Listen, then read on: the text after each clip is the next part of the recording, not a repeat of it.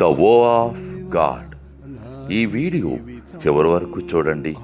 దేవుని ఆశీర్వాదాలు పొందండి. దేవుని నామములో మీకు నా హృదయపూర్వక వందనములు. మిమ్మల్ని మీ కుటుంబమును దేవుడు బహుగా ఆశీర్వదించునుగాక. ఈరోజు మీ రాకపోకలి యందు మీరు చేసే ప్రతి పనిలోనూ దేవుడు మీకు తోడుగా ఉండునుగాక. మీరు ఊహించిన అద్భుతాలు, ఆశ్చర్యకార్యాలు ఈరోజు మీ దేవుడు మీ జీవితంలో చేయునుగాక.